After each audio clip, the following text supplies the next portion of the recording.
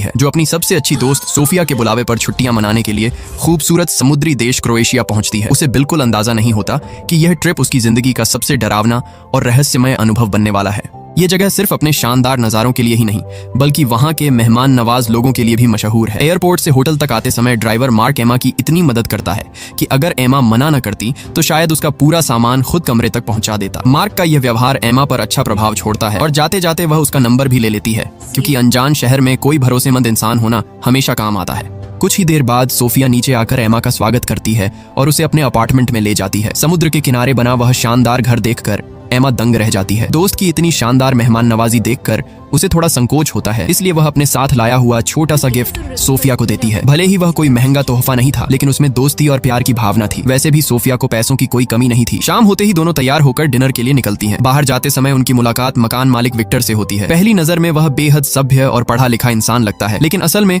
वह काफी अमीर मकान मालिक है। एमा उसके घर की तारीफ करती है और फिर दोनों वहां से निकल जाती हैं। डिनर के दौरान बातचीत में एमा को पता चलता है कि सोफिया का अपने अमीर पति से झगड़ा हो गया है। इसी वजह से वह यहाँ छुट्टियां मनाने आई है ताकि थोड़ा मन बदल सके। लेकिन झगड़े की वजह सुनकर एमा भी हैरान रह जाती है। असल में सोफिया एक नई ड्रेस खरीदना चाहती थी, लेकिन उसके पति ने मना कर दिया था। इससे साफ पता चलता है कि सोफिया कितनी जिद्दी और मनमौजी है। इतना ही नहीं, घर से निकलते समय वह अपने पति का क्रेडिट कार्ड भी साथ ले आई थी और इस पूरी ट्रिप का खर्च उसी कार्ड से उठा रही थी। बातों बातों में एमा भी अपनी शादीशुदा जिंदगी के बारे में बताती है। वह कहती है कि बच्चे के जन्म के बाद से उसके और उसके पति के बीच पहले जैसा रिश्ता नहीं रहा। उनका बच्चा अब 1 साल से ज्यादा का हो चुका है, लेकिन फिर भी उनके बीच पति पत्नी वाला रिश्ता लगभग खत्म हो चुका है। ये सुनकर सोफिया को बहुत अजीब लगता है और वह एमा के लिए दुख भी जताती है। लेकिन एमा का नजरिया अलग था। उसके मुताबिक भले ही उनकी शादी में समस्याएं हों, लेकिन दोनों अपने बच्चे से बहुत प्यार करते हैं। तभी सोफिया अचानक एक अजीब सुझाव देती है। वह कहती है कि जब दोनों की शादीशुदा जिंदगी खुशहाल नहीं है तो क्यों न थोड़ा मजा किया जाए। शुरुआत में एमा को उसकी बात समझ नहीं आती, लेकिन जब दोनों एक बार में पहुंचती हैं तब उसे एहसास होता है कि सोफिया का इशारा किसी अफेयर या वन नाइट स्टैंड की तरफ था। यह सुनते ही एमा साफ मना कर देती है। उसके लिए यह एक ऐसी सीमा थी जिसे वह कभी पार नहीं कर सकती थी। लेकिन सोफिया बड़ी बेफिक्री से कहती है कि इसमें क्या बुराई है, यहाँ सिर्फ तुम और मैं हैं, तुम्हारे पति को कभी पता भी नहीं चलेगा। हालांकि एमा ऊपर से मना कर रही थी, लेकिन अंदर ही अंदर वह भी वहां मौजूद हैंडसम लड़कों की तरफ आकर्षित हो रही थी। कुछ देर बाद दोनों ड्रिंक पीने लगती हैं। एमा को याद है कि उसने बहुत ज्यादा नहीं पिया था, लेकिन कुछ ही देर बाद उसकी याददाश्त धुंधली होने लगती है। उसे सिर्फ कुछ टुकड़े टुकड़े याद रहते हैं। पहला, सोफिया 2 लड़कों को अपने घर बुला रही थी। दूसरा, किसी बात पर वह बहुत गुस्से में चिल्ला रही थी। अगली सुबह जब एमा की आंख खुलती है तो उसके होश उड़ जाते हैं। कमरा पूरी तरह बिखरा हुआ था। फर्श पर टूटे हुए ग्लास पड़े थे और जगह जगह खून के निशान दिखाई दे रहे थे। सबसे डराने वाली बात यह थी कि सोफिया कहीं नजर नहीं आ रही थी। एमा बार बार उसे फोन करती है, लेकिन कोई जवाब नहीं मिलता। घबराकर वह अपने पति को फोन करती है और सारी बात बताती है। उसका पति उसे शांत रहने के लिए कहता है और अनुमान लगाता है कि शायद सोफिया नाश्ता लेने बाहर गई होगी। फिर वह अचानक पूछता है, तुम दोनों के बीच कोई झगड़ा तो नहीं हुआ था? यह सवाल सुनकर एमा कुछ पल के लिए चुप हो जाती है। उसे धुंधली सी याद आती है कि पिछली रात सोफिया किसी पर चिल्ला रही थी, लेकिन वह यह याद नहीं कर पाती कि वह झगड़ा उससे हुआ था या किसी और से। इसीलिए वह अपने पति से कहती है कि ऐसा कुछ नहीं हुआ था। इसके बाद एमा मकान मालिक विक्टर के पास जाती है और पूछती है कि क्या उसने सोफिया को देखा है। विक्टर कहता है कि उसने उसे नहीं देखा, लेकिन फिर वह एक और बात बताता है। उसके मुताबिक किराए के नियमों में साफ लिखा था कि घर में बाहरी लोगों को नहीं लाया जा सकता। क्योंकि पिछली रात उन्होंने नियम तोड़ा था, इसलिए उन्हें जुर्माना देना होगा। यह सुनकर एमा को यकीन हो जाता है कि उसकी यादें सिर्फ भ्रम नहीं थीं। सचमुच पिछली रात 2 अजनबी लड़के घर आए थे। अब एमा को लगने लगा कि मामला बहुत गंभीर है, इसलिए वह सीधे पुलिस स्टेशन पहुंचती है और अपनी दोस्त की गुमशुदगी की रिपोर्ट दर्ज करवाने की कोशिश करती है। लेकिन चीजें उतनी आसान नहीं थीं जितनी उसने सोची थी। पुलिस स्टेशन में उसकी मुलाकात ऑफिसर ब्रायन से होती है। एमा की बात सुनकर उसके चेहरे से ही साफ पता चल रहा था कि वह इस मामले को ज्यादा गंभीरता से नहीं ले रहा। इसकी वजह भी थी, एमा खुद ऐसी हालत में थी कि उसके पास कोई ठोस जानकारी नहीं थी। पिछली रात वह नशे में थी, इसलिए उसे उन दोनों लड़कों के नाम तक याद नहीं थे। यहाँ तक कि जिस बार में वे गई थीं, उसका नाम भी उसे याद नहीं था। ये सब सुनकर ब्रायन परेशान हो जाता है। आखिरकार वह यह कहकर एमा को टाल देता है कि किसी व्यक्ति के गायब हुए अभी 24 घंटे भी नहीं हुए हैं, इसीलिए फिलहाल कोई आधिकारिक केस दर्ज नहीं किया जा सकता। साथ ही वह यह भी कहता है कि शायद उसकी दोस्त खुद ही वापस आ जाएगी। निराश होकर एमा पुलिस स्टेशन से बाहर निकलती है। अब उसे सिर्फ एक ही इंसान याद आता है जो उसकी मदद कर सकता था, ड्राइवर मार्क। वह तुरंत उसे फोन करती है और पूरी घटना बताती है। मार्क सारी बात ध्यान से सुनता है और कहता है कि उस रात वह खुद उन्हें बार तक छोड़कर गया था, इसलिए वह भी खुद को थोड़ा जिम्मेदार महसूस कर रहा है। वह एमा से वादा करता है कि वह उसकी मदद करेगा। यह सुनकर एमा को थोड़ी राहत मिलती है। दोनों उसी बार में पहुंचते हैं जहां वे पिछली रात गई थी। मार्क के दबाव डालने पर बार के कर्मचारियों से कुछ जानकारी निकलवाने में सफलता मिलती है। तब उन्हें पता चलता है कि वे दोनों लड़के बार के आम ग्राहक नहीं थे। वे दरअसल पैसे लेकर महिलाओं के साथ समय बिताने वाले एस्कॉर्ट थे। यह सुनकर एमा पूरी तरह हैरान रह जाती है। वह कहती है कि उसने कभी किसी ऐसे व्यक्ति को हायर नहीं किया था। तब मार्क पूछता है, क्या यह हो सकता है कि उन्हें सोफिया ने बुलाया हो? ये सुनते ही एमा को पिछली रात की बातें याद आने लगती हैं। अब उसे समझ आता है कि सोफिया जब मजा करने की बात कर रही थी तो उसका असली मतलब क्या था। सौभाग्य से मार्क उन दोनों लड़कों को पहचानता था, क्योंकि वह उन्हें अक्सर उस बार में देखता था। थोड़ी खोजबीन के बाद वह दोनों को मिलने के लिए बुला लेता है, लेकिन जैसे ही वे दोनों लड़के एमा को देखते हैं, अचानक घबराकर भागने लगते हैं। उनकी यह हरकत पूरे मामले को और भी रहस्यमय बना देती है। क्या सचमुच उनका सोफिया के गायब होने से कोई संबंध था? मार्क तुरंत उनके पीछे दौड़ पड़ता है। काफी देर तक पीछा करने के बाद वह उनमें से एक को पकड़ लेता है। दबाव पड़ने पर वह लड़का आखिरकार सच बोल देता है। उसके मुताबिक उसे नहीं पता कि सोफिया कहाँ है। वह इसलिए भागा क्योंकि उस रात उसने मौका देखकर सोफिया का बैग और मोबाइल चुरा लिया था। इसके बाद वह गिड़गिड़ाते हुए कहता है कि अगर उसे पुलिस के हवाले न किया जाए तो वह चोरी किया हुआ सामान वापस कर देगा। उसकी बातों से ऐसा नहीं लग रहा था कि वह झूठ बोल रहा है, इसलिए एमा उससे सिर्फ सोफिया का बैग और फोन वापस ले लेती है और उसे जाने देती है। लेकिन इसके बाद एमा मार्क से एक और महत्वपूर्ण बात साझा करती है। वह बताती है कि उस रात उसने ज्यादा शराब नहीं पी थी, उसने सिर्फ थोड़ी सी ड्रिंक ली थी। लेकिन उसके बाद अचानक उसकी याददाश्त गायब हो गई थी और उसे कुछ भी याद नहीं रहा। उसे शक था कि शायद उन एस्कॉर्ट लड़कों ने उसकी ड्रिंक में कुछ मिला दिया था, लेकिन मार्क इस संभावना को तुरंत खारिज कर देता है। वह कहता है, अगर उन्होंने तुम्हें ड्रग दिया होता तो तुम्हारा बैग और बाकी सामान भी चुरा लेते, सिर्फ सोफिया का सामान क्यों लेते? फिर वह एक और चौंकाने वाली बात कहता है, मुझे लगता है कि अगर किसी ने तुम्हारी ड्रिंक में कुछ मिलाया था तो वह खुद सोफिया थी। एमा हैरानी से उसकी तरफ देखती है। मार्क समझाता है कि शायद सोफिया चाहती थी कि एमा उस रात पूरी तरह खुलकर मस्ती करे और किसी तरह की झिझक महसूस न करे, लेकिन एमा के लिए यह बात समझना मुश्किल था। आखिर उसकी दोस्त ऐसा क्यों करेगी? इन सवालों के जवाब अभी भी उसके पास नहीं थे। इसी बीच एमा दोबारा पुलिस स्टेशन पहुंचती है। इस बार उसकी मुलाकात स्टेशन चीफ एडम से होती है, लेकिन यहाँ एक बेहद चौंकाने वाली बात सामने आती है। जब एमा पूरी कहानी एडम को सुनाती है तो वह हैरान रह जाता है, क्योंकि उसे इस मामले के बारे में कुछ भी पता नहीं था। दरअसल पिछली बार जब एमा शिकायत दर्ज करवाने आई थी, तब ऑफिसर ब्रायन ने उसकी रिपोर्ट को गंभीरता से लिया ही नहीं था। उसने रिपोर्ट आगे भेजी ही नहीं। ब्रायन का मानना था कि सोफिया किसी आदमी के साथ घूम रही होगी और कुछ दिनों बाद खुद वापस आ जाएगी।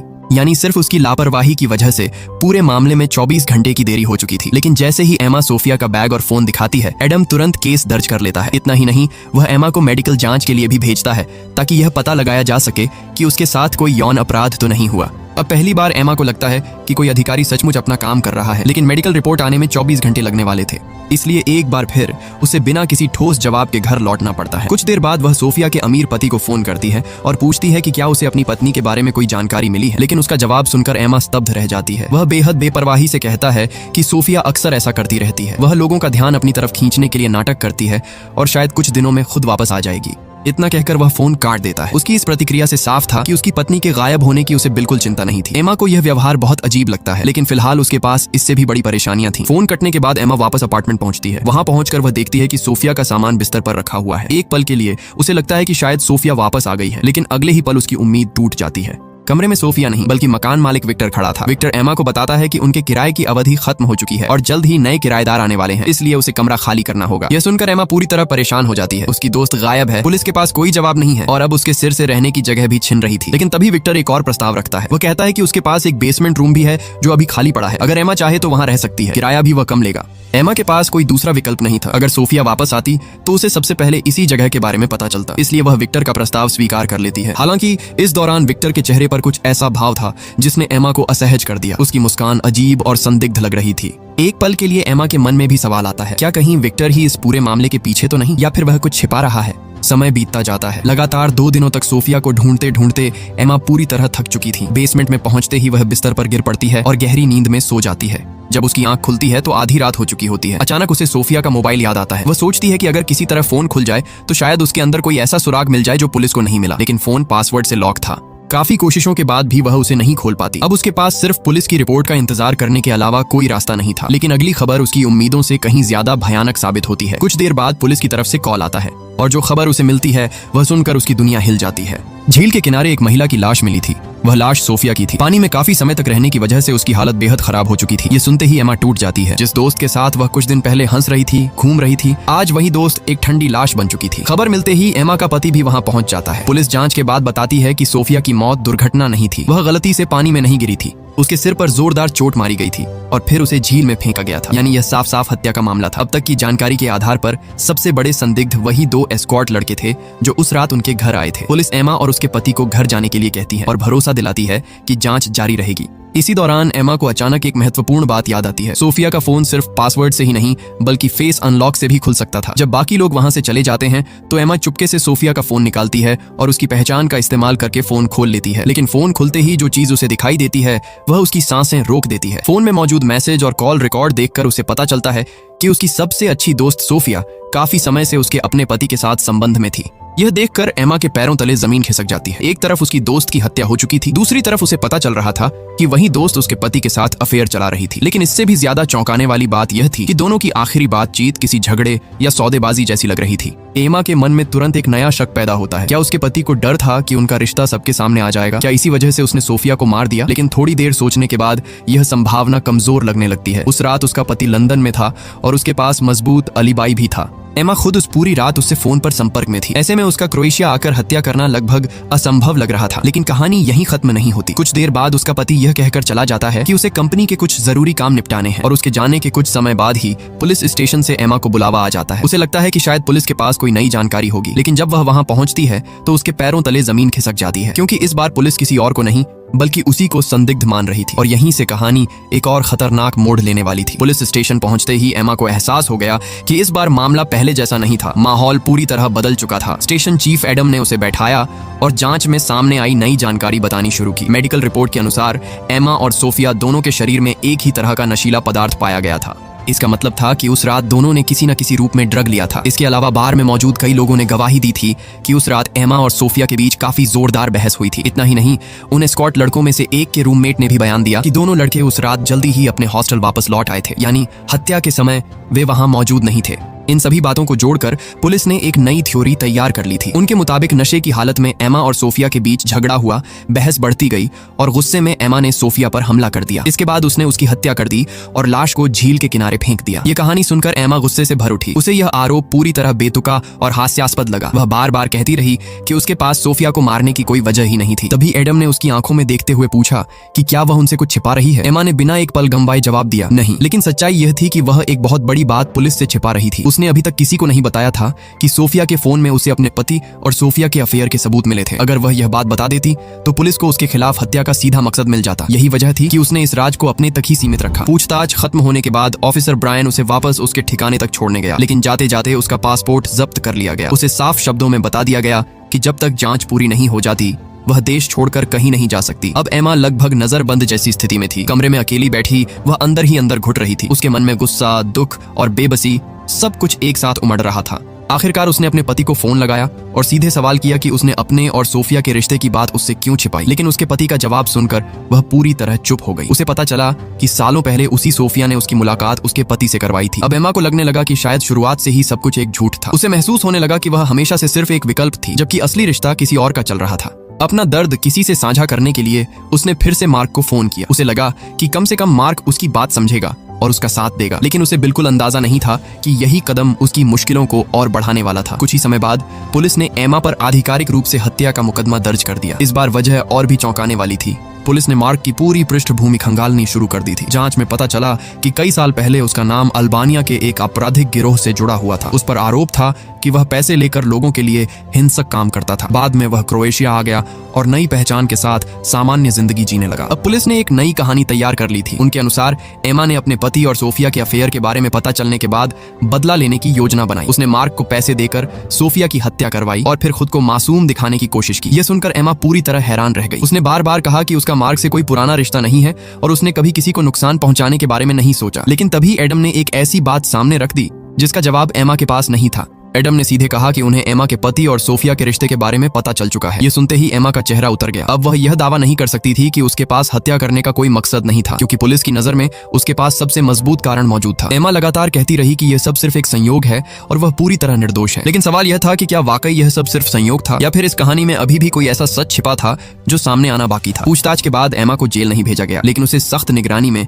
घर पर ही रहने का आदेश दिया गया। अब वह घर से बाहर एक कदम भी नहीं रख सकती थी। हालांकि यही मजबूरी उसे सोचने का समय भी दे रही थी। अकेले बैठकर वह बार बार पूरे मामले को जोड़ने की कोशिश कर रही थी। तभी उसे अचानक एक ऐसी बात याद आई जिसने उसके दिमाग में खतरे की घंटी बजा दी। उसके पति और सोफिया के अफेयर की जानकारी सिर्फ उसे थी और सोफिया का फोन भी लगातार उसी के पास था। फिर पुलिस को इस रिश्ते के बारे में पता कैसे चला? उसने इस बारे में सिर्फ एक बार अपने कमरे में फोन पर बात की थी। तभी उसके मन में एक खौफनाक शक पैदा हुआ। क्या कोई उनकी बातें सुन रहा था? क्या कमरे में कहीं कोई छिपा हुआ सुनने वाला उपकरण लगा हुआ था? यही सवाल उसे एक ऐसे रहस्य तक पहुंचाने वाला था जो पूरे मामले की तस्वीर बदल देने वाला था। ये ख्याल आते ही एमा के शरीर में सिहरन दौड़ गई। अगर पुलिस को उसके पति और सोफिया के अफेयर के बारे में पता चल गया था जबकि उसने यह बात किसी को नहीं बताई थी, तो इसका मतलब साफ था कि कोई उसकी बातें सुन रहा था। अगले ही दिन उसने पूरे कमरे की बारीकी से जांच शुरू कर दी। काफी देर तक तलाश करने के बाद उसे एक ऐसी चीज मिली जिसने उसके होश उड़ा दिए। उसकी आशंका सही निकली। कमरे में सचमुच छिपे हुए सुनने वाले उपकरण लगे हुए थे। अब एमा को समझ आने लगा था कि आखिर उसकी निजी बातें बाहर कैसे पहुंच रही थीं। इसके बाद उसने फैसला किया कि उसे उस कमरे की जांच करनी होगी जहां जाने से मकान मालिक विक्टर हमेशा मना करता था। मौका मिलते ही वह चुपके से उस कमरे के अंदर पहुंच गई, लेकिन अंदर का नजारा देखकर उसके पैरों तले जमीन खिसक गई। विक्टर सिर्फ एक अजीब मकान मालिक नहीं था, बल्कि वह लोगों की जासूसी करने का सन की शौकीन था। घर के लगभग हर कमरे में छिपे हुए कैमरे लगे हुए थे और वह किराएदारों की हर गतिविधि रिकॉर्ड करता था। हालांकि हैरानी की बात यह थी कि यही सनक अब एमा के लिए सबसे बड़ा सबूत बनने वाली थी। उसने तुरंत रिकॉर्डिंग सिस्टम चालू किया और उस रात की फुटेज देखने लगी जिस रात सोफिया गायब हुई थी। शुरुआत की रिकॉर्डिंग बिल्कुल वैसी ही थी जैसी पुलिस बता रही थी। एक एस्कॉर्ट लड़के ने सचमुच सोफिया का बैग चुराया था। जब सोफिया को इसका पता चला तो वह गुस्से में उसके पीछे भागी और एक टैक्सी में बैठकर उसका पीछा करने निकल गई। लेकिन कुछ समय बाद सोफिया वापस लौटी। हालांकि इस बार वह टैक्सी में नहीं थी। फुटेज में साफ दिखाई दे रहा था कि वह एक काली कार से उतर रही थी। सबसे दिलचस्प बात यह थी कि कार से उतरते समय वह ड्राइवर पर गुस्सा कर रही थी और कुछ बुरा भला भी कह रही थी। एमा ने तुरंत उस टैक्सी और काली कार दोनों के नंबर नोट कर लिए। उसे महसूस हो रहा था कि यह सुराग पूरे मामले की दिशा बदल सकता है। वह बिना समय गंवाए वहां से निकल गई और सीधे मार्क के पास पहुंची। सबसे पहले मार्क ने फिर से सफाई दी कि उसका पुराने गैंगस्टर वाले मामलों से कोई लेना देना नहीं है और पुलिस उसे गलत समझ रही है। लेकिन फिलहाल एमा के पास इन बातों के लिए समय नहीं था। उसने मार्क को दोनों गाड़ियों के नंबर दिए और कहा कि उसे हर हाल में उस टैक्सी ड्राइवर को ढूंढना है जिसने उस रात सोफिया को छोड़ा था। मार्क के लिए यह काम ज्यादा मुश्किल नहीं था। कुछ ही समय में वह टैक्सी ड्राइवर को ढूंढकर एमा के सामने ले आया। एमा ने उससे सीधा सवाल किया कि उस रात वह सोफिया को कहां लेकर गया था। ड्राइवर ने बताया कि शुरुआत में सोफिया किसी दूसरी कार का पीछा कर रही थी, लेकिन कुछ देर बाद उसका निशान खो बैठी। इसके बाद उसने उससे कहा कि उसे पुलिस स्टेशन ले चलो। ये सुनते ही एमा एकदम सन्न रह गई। अब उसके दिमाग में सारी बातें जुड़ने लगीं। अचानक उसे समझ आ गया कि ऑफिसर ब्रायन ने शुरू से इस मामले को गंभीरता से क्यों नहीं लिया था। उसने रिपोर्ट दर्ज क्यों नहीं की थी और हर बार जांच को टालने की कोशिश क्यों की थी। ऐसा लग रहा था जैसे वह जानबूझकर सच छिपा रहा हो। पहली बार एमा को शक हुआ कि असली कातिल शायद वही है, लेकिन इससे पहले कि वह कुछ कर पाती पुलिस वहां पहुंच गई। वे एमा को गिरफ्तार करने आए थे। तभी एमा की नजर पुलिस की गाड़ी पर पड़ी और उसका दिल तेजी से धड़कने लगा। ये वही काली कार थी जिसे उसने कैमरे की फुटेज में देखा था और जिसमें से सोफिया उस रात उतरी थी। अब लगभग सब कुछ साफ हो चुका था। एमा समझ गई कि सोफिया उस रात पुलिस स्टेशन गई थी और किसी वजह से उसकी मुलाकात ब्रायन से हुई थी। इसके बाद कुछ ऐसा हुआ जिसने उसकी जान ले ली। लेकिन समस्या यह थी कि वह यह बात बाकी पुलिस अधिकारियों को कैसे साबित करे। उसी समय मार्क ने एक योजना बनाई। उसने कहा कि वह ब्रायन को अपने पीछे लगा लेगा ताकि एमा सीधे स्टेशन चीफ एडम तक पहुंच सके और उसे पूरी सच्चाई बता सके। योजना सुनने में अच्छी लग रही थी, लेकिन किस्मत ने फिर साथ नहीं दिया। मार्क को पुलिस ने रोक लिया और दूसरी तरफ ब्रायन ने एमा को पकड़ लिया। अब एमा की जान खतरे में थी। ब्रायन समझ चुका था कि एमा सच के बेहद करीब पहुंच चुकी है। अगर उसने मुंह खोल दिया तो उसका खेल खत्म हो जाएगा। इसी वजह से ब्रायन ने फैसला कर लिया कि वह एमा को भी हमेशा के लिए चुप करा देगा। लेकिन तभी घटनाओं ने अचानक ऐसा मोड़ लिया जिसकी किसी ने कल्पना भी नहीं की थी। एमा को खत्म करने की कोशिश के दौरान ब्रायन का संतुलन बिगड़ गया। वह ऊंचाई से नीचे गिर पड़ा और मौके पर ही उसकी मौत हो गई। ब्रायन की मौत के बाद मामला पूरी तरह खुलने लगा। बाद में एडम ने एमा को बताया कि जांच में यह साबित हो चुका है कि असली अपराधी ब्रायन ही था। उसने पुलिस विभाग के सुरक्षा कैमरों की रिकॉर्डिंग मिटा दी थी ताकि कोई सबूत न बचे, लेकिन तकनीकी टीम ने डिलीट की गई फुटेज को दोबारा रिकवर कर लिया था। रिकवर हुई वीडियो में साफ दिखाई दे रहा था कि झील के पास ब्रायन ही सोफिया के साथ मौजूद था और वहीं उसकी हत्या में शामिल था। आखिरकार केस सुलझ गया और ऐसा लगने लगा कि कहानी यहीं खत्म हो जाएगी, लेकिन असली ट्विस्ट अभी बाकी था। ब्रायन की मौत और उसके खिलाफ मिले सबूतों के बाद मामला आधिकारिक तौर पर बंद कर दिया गया। पुलिस के मुताबिक अब असली कातिल पकड़ा जा चुका था और सोफिया को न्याय मिल गया था। पहली नजर में ऐसा लग रहा था कि कहानी यहीं खत्म हो गई है, लेकिन अगर ऐसा होता तो फिल्म में अभी भी करीब 20 मिनट बाकी क्यों होते। साफ था कि दर्शकों के लिए एक और बड़ा झटका तैयार किया गया था। कुछ समय बाद एमा और उसके पति का तलाक हो गया। इसके पीछे की वजह बताने की जरूरत नहीं थी। अपने सबसे अच्छे दोस्त के साथ अफेयर छिपाना और लगातार झूठ बोलना किसी भी रिश्ते को खत्म करने के लिए काफी था। अब एमा अपने बच्चे के साथ नई जिंदगी शुरू करने की तैयारी कर रही थी। वह अपना सामान पैक कर रही थी और इस डरावने अध्याय को हमेशा के लिए पीछे छोड़ देना चाहती थी। लेकिन तभी उसे एक ऐसी चीज मिली जिसने पूरे मामले को फिर से उलझा दिया। अपने पति के कपड़ों में सामान रखते समय उसे जेब के अंदर एक छोटा सा गिफ्ट मिला। ये वही तोहफा था जो उसने छुट्टियों की शुरुआत में सोफिया को दिया था। उसे देखते ही एमा के दिमाग में अलार्म बज उठा। ये चीज उसके पति के पास कैसे पहुंची? अब उसके मन में एक नया शक पैदा हुआ। क्या हो सकता है कि असली कातिल शुरू से उसका पति ही हो? एमा ने बिना देर किए अपने पति का सामना किया और वह सबूत उसके सामने रख दिया। इस बार उसके पति के पास झूठ बोलने की कोई गुंजाइश नहीं बची थी। आखिरकार उसने पूरी सच्चाई कबूल कर ली।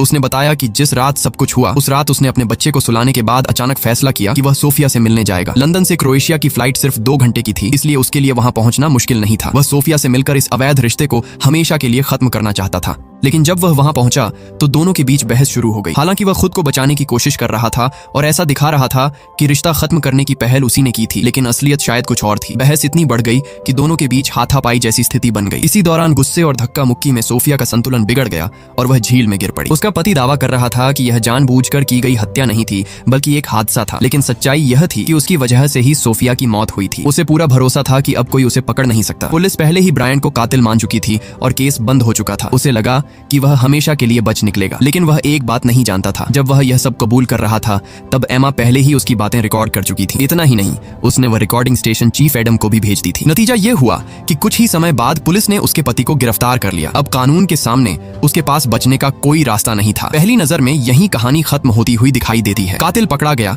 गुनहगार जेल पहुंच गया और एमा को न्याय मिल गया। लेकिन फिल्म का सबसे दिलचस्प हिस्सा अभी बाकी था। अपने पति की गिरफ्तारी के बाद एमा अपने बच्चे को लेकर वहां से चली जाती है, लेकिन जाते समय उसके चेहरे पर जो मुस्कान दिखाई देती है वह बिल्कुल अलग थी। वह किसी दुखी या टूटी हुई महिला की मुस्कान नहीं थी, वह एक ऐसी इंसान की मुस्कान थी जिसे आखिरकार अपनी मंजिल मिल गई हो। यहीं से फिल्म दर्शकों के मन में सबसे बड़ा सवाल छोड़ देती है, क्या यह सब सिर्फ संयोग था या फिर शुरुआत से ही पूरा खेल एमा ने रचा था? यह शक यूं ही पैदा नहीं होता। आखिर फिल्म के अंत में एमा और मार्क एक दूसरे के बेहद करीब आ जाते हैं और बाद में दोनों शादी भी कर लेते हैं। अगर इस नजरिए से पूरी कहानी को दोबारा देखा जाए तो कई घटनाएं अलग अर्थ देने लगती हैं। संभव है कि एमा को पहले से ही अपने पति और सोफिया के रिश्ते के बारे में पता हो सकता है कि वह लंबे समय से दोनों से नफरत करती हो और सही मौके का इंतजार कर रही हो। जब सोफिया ने उसे छुट्टियों पर बुलाया तब शायद उसने उसी मौके का फायदा उठाने का फैसला किया। उसने पूरी यात्रा के दौरान एक ऐसी योजना तैयार की जिसमें हर व्यक्ति धीरे धीरे उसकी चाल का हिस्सा बनता गया।